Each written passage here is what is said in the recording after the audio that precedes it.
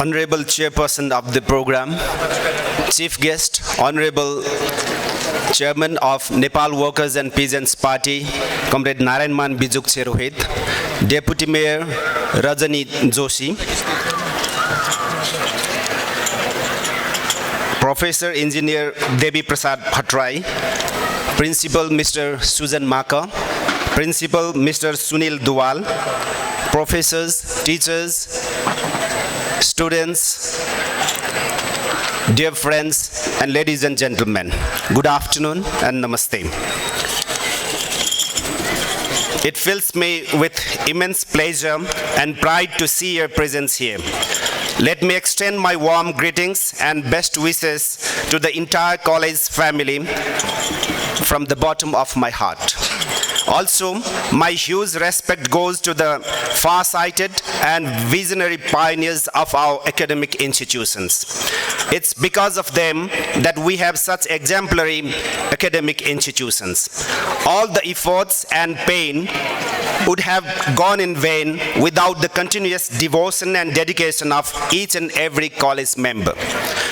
I would like to congratulate the college on the successful completion of the 2 diamond decades of journeys towards academic excellence, self-service towards the country and people, building Bhaktapur a center of excellence, and the journey towards change, social change, and fundamental change. Without a doubt, the journey toward change has never been smooth sailing, but rather a voyage through a raging storm.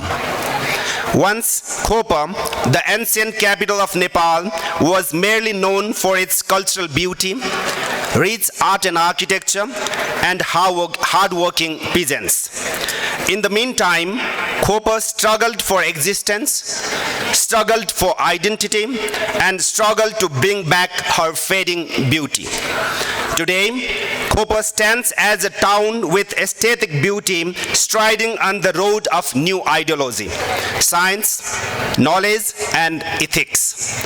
Whether it be in the political, cultural, or academic arena, Kopa stands as a beacon of hope for many Nepalese people today. The motive of serving the general people selflessly and broadening the path to social change honestly gives it a unique identity. Now, the glory of Kopa has become the pride of people and country. In the long history of human civilization, it may not be enshrined as a great change or achievement. There is, however, no such thing as a bad proverb, a ray of light in the darkness, and oasis in the desert. Today, many close observers and intellectuals opine that Kopa cannot be confined to the name of a district, town, or institution, but has turned out to be the glorious name of a political, social, cultural, and educational movement. Undoubtedly, Kopa is a revolution ahead of a revolution. Once an idle woman leader of China, Sun Qingling, also renowned as Madam Sun Yat-sen, stated, in the final analysis, also revolutions must be social revolutions based upon fundamental changes in society. Otherwise, it is not a revolution, but merely a change of government.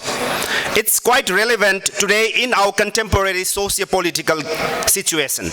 Here, people are aspiring to overcome poverty, but the ruling class is lost in power games and power sharing. People are aspiring for peace and prosperity, but the ruling class leaders are seeking personal prosperity. People are aspiring for socio-economic changes, but the ruling class is just involved in musical chairs. The ruling class leaders' ultimate goal is to be seated on the throne. How can people be satisfied with a change in the throne or government when there is an urgent need for a change in governance or change in the system? In fact, we are hoping for the end of the dirty show rather than dramatic relief. Ironically, politics without principle and politics without ethics have become the curse of Nepalese society.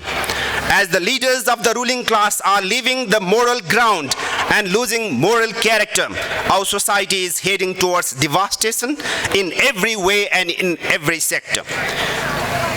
Their lust for power has crossed the limit. Their thirst for post is unquenched even after decades. Recently, we have encountered a political epidemic, that is, political mass hysteria.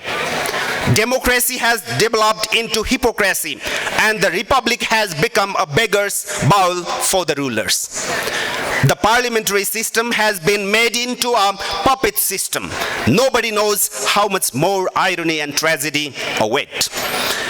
Even in the critical political situation, the world sees that in Nepal, at least there is someone who dares to stand for ideology, political ethics, and values. Still there is someone who upholds political culture. Still there is someone who stands firmly for freedom of people and safeguarding sovereignty. Still there is someone who denies following the mass rather than the truth. Still there is someone who has not been a victim of political mass hysteria. And still there is at least a child who has not been hypnotized by the Pied Piper. Needless to say, until the last fighter is alive, the fight for justice continues. The fight for independence continues, and the fight for lasting peace continues. Until the last red flag remains, it will be hoisted against the enemies of the people and the country. The fighter is definitely somewhere around here. The fighter is no other than NWPP. The big red flag of the NWPP is unmistakable. It's also coincidence that the 49th NWPP Founding Day celebration is being marked far and wide. I would be remiss if I did not take advantage of this opportunity to express our gratitude and honor to our leaders who have brought joy, happiness, and pride to our country and the working class people. Finally, I would like to express my firm belief that Kopo Engineering College and Kopo College of Engineering will succeed in opening many new avenues of service and success. Thank you.